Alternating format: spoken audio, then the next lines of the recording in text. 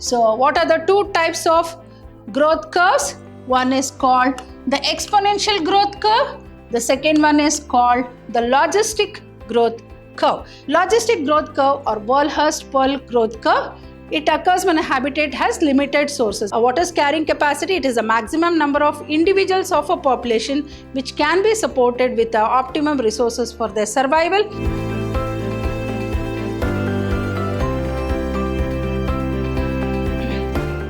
Hello dear students, welcome back to session 5 of this chapter called Organism and Population. You may wonder after seeing this picture, what am I going to deal in this particular session? As you know, we already dealt with population growth. As we know that the population growth is not constant, it keeps on changing, maybe due to the birth rate or even the death rate, or maybe due to emigration or due to immigration. So moving on to the today's session, what are we going to study? In today's session, we are going to study about the population growth, which we get through two very important growth curves. One is called the exponential growth curve. Exponential growth curve. And the other one is called logistic growth curve. Now let us understand. So the types of population growth curves, as I said, there are two types of population growth curves. One is called the exponential growth curve and the other one is called logistic growth curve. Logistic growth curve is also called as Walhurst-Pearl logistic growth curve. Exponential growth curve is J-shaped and the logistic growth is S-shaped. Hence it is also called as sigmoid curve. It is called as sigmoid curve. So what are the two types of growth curves? One is called the exponential growth curve. The second one is called the logistic growth curve. Now let us understand what are these two growth curves. As we know that particularly when we are talking about exponential growth curve, it occurs when resources are unlimited in a habitat. So this growth curve occurs when the resources are unlimited in a habitat, which results in, as I said, it results in J-shaped curve. So it results in J-shaped curve. Here it looks like this, J-shaped curve. In a curve, how do we calculate with the formula? dn by dt is equal to b minus d, birth rate minus death rate into n. Let b minus d is equal to r, then dn by dt is equal to rn, where r will represent what?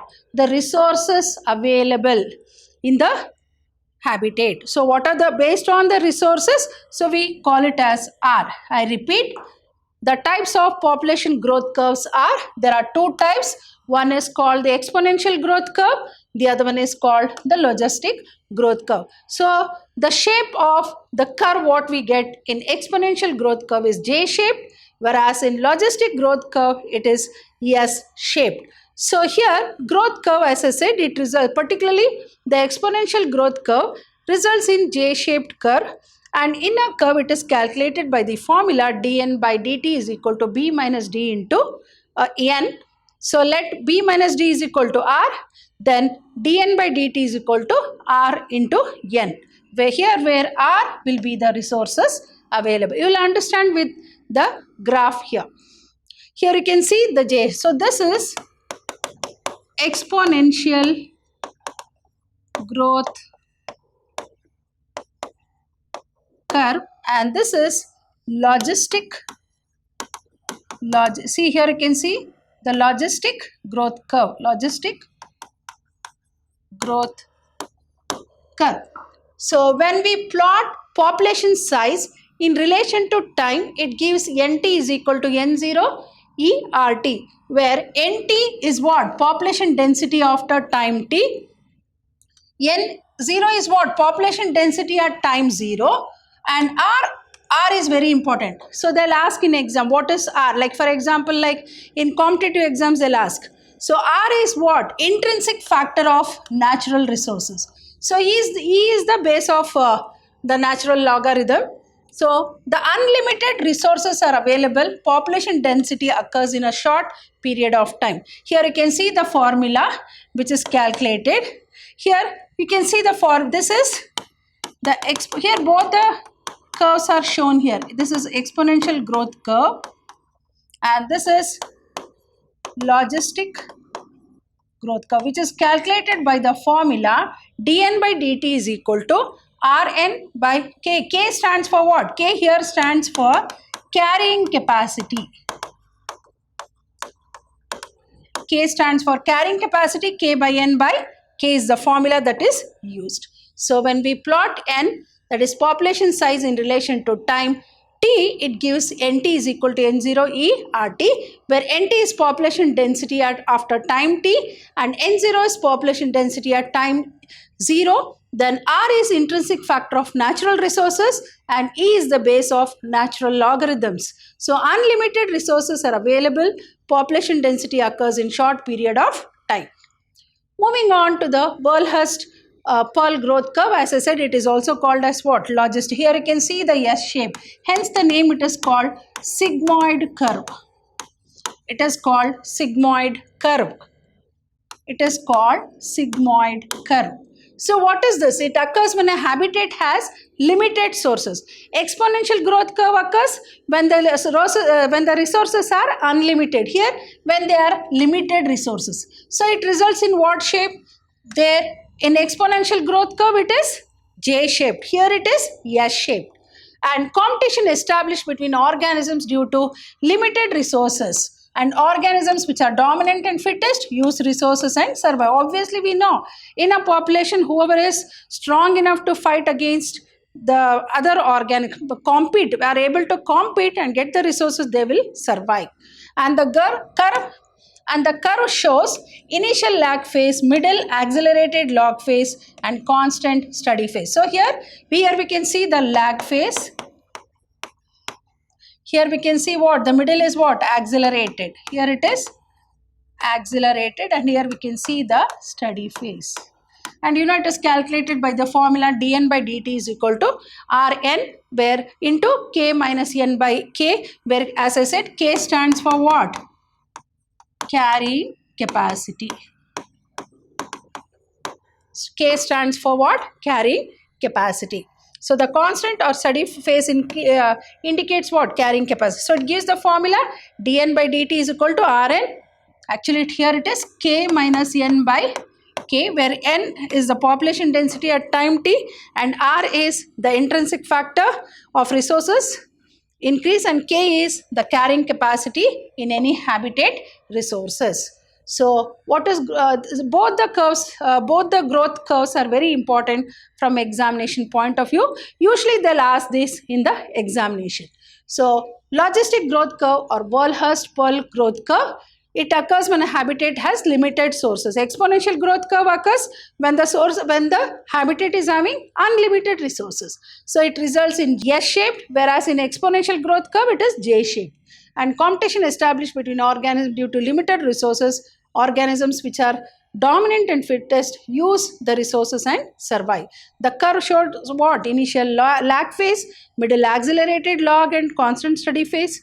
And the constant or steady phase indicates what? The carrying capacity. So it gives the formula what? This formula is very important from examination point of view. So even from competitive examination point of view also, as you know, anything what you study in second PUC biology is very important to face your both the board exams as well as your competitive exam. dn by dt is equal to R into N multiplied by what? Kn minus N by K, where N is the population density at time t. Now let us understand the factors which affect population size. One is the carrying capacity. What do you mean by carrying capacity? That is K. it is the maximum number of individuals of a population which can be supported with optimum resources for their survival. How do we define the carrying capacity?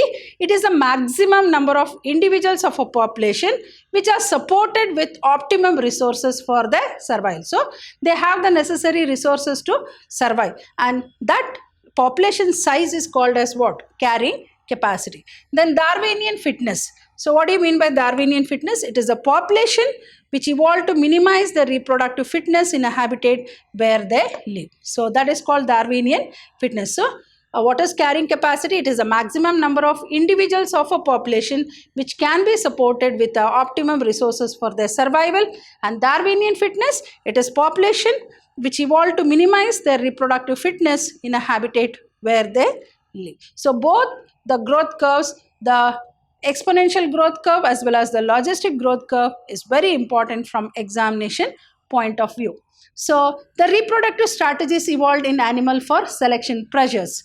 So I think all of us know organisms, particularly in a habitat, will come across competition for various resources, maybe even it be for reproduction. So organisms evolve towards efficient reproductive strategies, like some organisms breed once in lifetime. I think, for example, like you might have come across in bamboo. Bamboo flowers once in lifetime, that is 50 to 100 years. For example, the Pacific salmon fish bamboo, but some breed many a times per year, for example like the birds and mammals. So this is because of, based on the environmental conditions or based on the availability of food, even the reproductive strategies are also altered in the organism. For example, we see in Pacific salmon fish and bamboo, which is going to reproduce once in lifetime, whereas there are some organisms which reproduce or breed many a times per year. And some organisms, produce large number of small offsprings. Example, oysters and pelagic fishes. And some produce what? Small number of large offsprings. For example, like mammals and birds. All these are the reproductive strategies that the organisms will develop to overcome the environmental pressures in the habitat. Hope you have understood all the concepts what I have explained in today's session. So in the coming session, I'll be dealing with a very interesting concept called population interactions. Hope you have understood all the concepts what I have explained in today's session. So I'll be back with some more interesting concepts. Till then, goodbye and thank you.